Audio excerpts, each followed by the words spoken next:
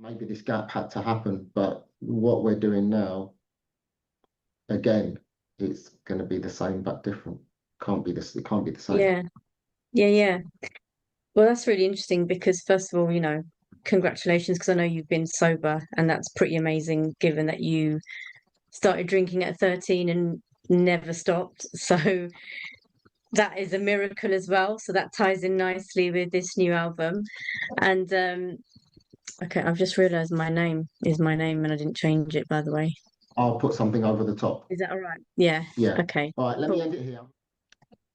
Lakis Kyriakou, this is your life. Might start bringing out people from your past. Don't know if you really want that.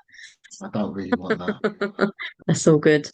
Um, okay, so we ended in a really nice spot there with coming to the new album and you talking about it, describing it as a miracle, because you had quite a gap between 54 breaking up and um I guess in your mind it never getting back together or never happening again in the future. And you then transitioned to Enki Noise and a different path. You were still involved musically, but doing your own thing, and a lot changed. So I guess now my question is, having gone through what you went through with the band and the different eras and the different members, and then going what you went through in terms of your own personal musical and creative development, what do you feel like now you bring to the table with this new album that you didn't have back then with some of the others?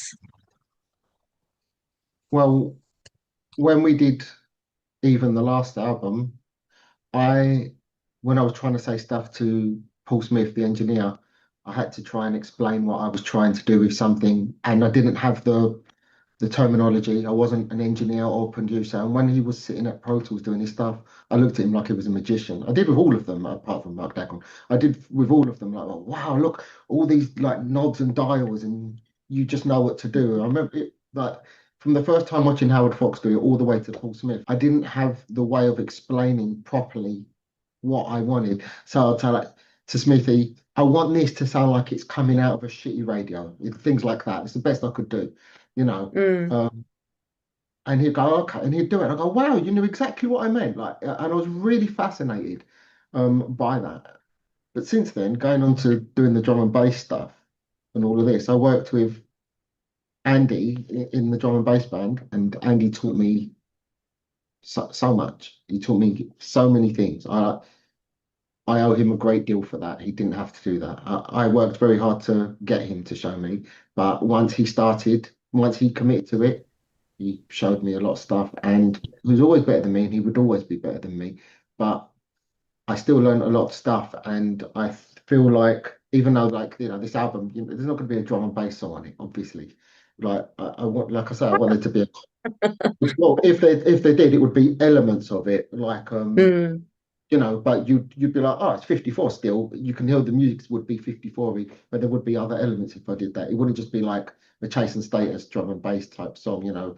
There'd have to be yeah. something that makes it work.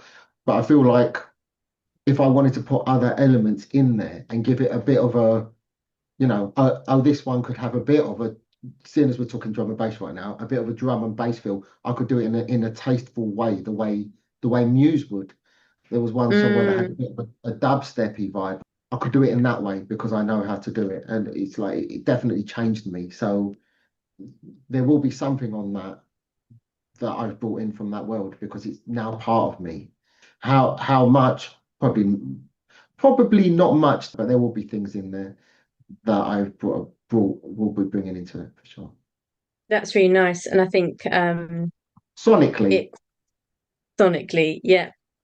And I think that would bring a really nice kind of fresh element to the new album, and with fresh eyes with what you've now gone through the last kind of couple of years through your musical journey. So in terms of the new album, what would you say, is there a range of influences? Because I know you were very much like Megadeth, Maiden, that was kind of your Guns and Roses, and you can hear that in a lot of your songs from the past. But in this album, do you feel like, are we going to still hear a little bit of that? Or, what kind of influences would you say are on this new album? I mean, Without giving too much away, of course. I'm going to be very careful because obviously, if I'm assuming with me and you've discussed this personally, and we're probably going to do a few of these along the way. I think just briefly, the aim of these from where I'm at is so that when I look back, I kind of want to see where I was at, and I want there to be a catalogue of things that kind of are recording what happened along the way. So there'll be lots of these, and I can give away more as time goes on. It's obviously still really early days right now, and I want to play Yeah. things close to the chest, but I'll be as open as I can as we go along. Guns N' Roses is always going to have a special place, and Megadeth, and all those bands that made 54 Mm. are still part of me. And before we did this, I listened to Night Train live 1992. I don't listen to Guns often, but I wanted something to kind of hype me up. Otherwise, I might have been really quiet for this. So I still listen to that stuff sometimes. A bit sick to death of it, but occasionally when I need to, I listen to Rest in Peace. And it's still a part of me. And I can think of like even right now, I'm thinking of one riff. Where I'm like, if people don't think that's some version of Megadeth influence, then I don't know what drugs they're on because it's clearly a Megadeth influence. That's what I think. Or there's one which is clearly on some level a Maiden-y influence or and so on. So they're all there.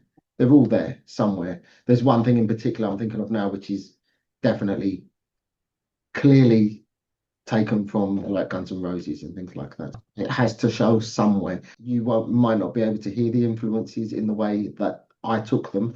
There's one song in particular which is very influenced by Thomas Lindbergh and Dysphere in particular, his band Dysphere. Thomas had done that a couple of times without the Gate. He was a big influence to me. He done it again with Dysphere, and I went, whoa. So there's one song in particular which wouldn't exist without Dysphere, for example. Yeah. So Nice. there's and there's other bands, yeah, I won't name them yet. And if I mention them, it'll probably make a lot of people go, ugh, you're joking. Like, oh, fuck, this is going to be awful. But it's me taking it and taking something from them. You can find good, even in the shitter song, that you can thread into your own stuff. And that's what I'm very good at that. That's what I'm good at doing. So Yeah. there are new influences too. It has to change. It can't be the same. But it's clearly 54 to me as far It's as I'm still concerned. 54. Yeah. That's really nice. Um, so have you been the one doing all the songwriting, or is Adrian, or has it been a combination between the different band members in terms of, putting together the album? So like I said, some of the riffs are like really old. They're like, I write it after 54, but it just sat every now and then when I was like, oh, can I still do this? I'd write a riff and go, oh, I've still got it, put it away, and that was that, years ago and things. So some of the riffs are really, in that sense, some of the bits are really, really old because I wrote them 10, 20 years ago and just never did Yeah. anything with. So I started off at that place, and that's what I sent to people.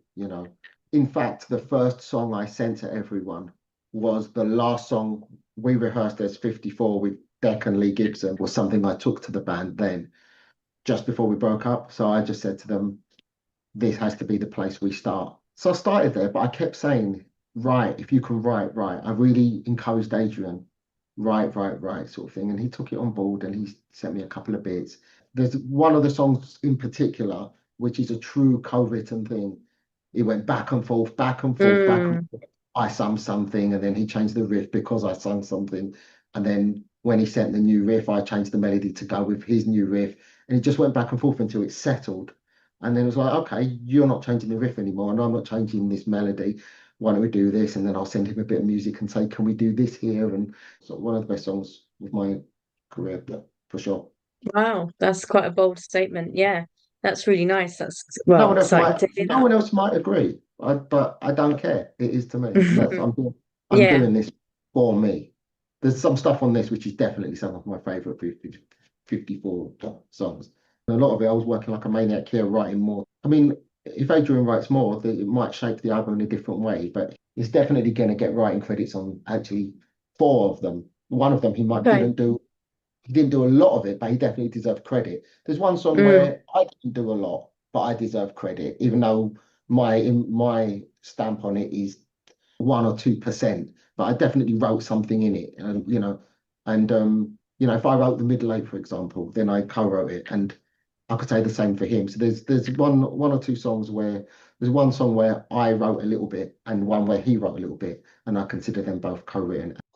Well, it's funny because obviously, you know, how many years later, 20 years later, it must be a different experience now, kind of being in a band because you're not a band that's going to start touring, or I don't know, maybe you are, but you know, how does it feel doing it now the way that you're doing it? I'm guessing, we've got social media, we've got it's just a whole different sort of setup and game plan, isn't it, from when you were a band back in the day? Just talk a little bit about that and the process now.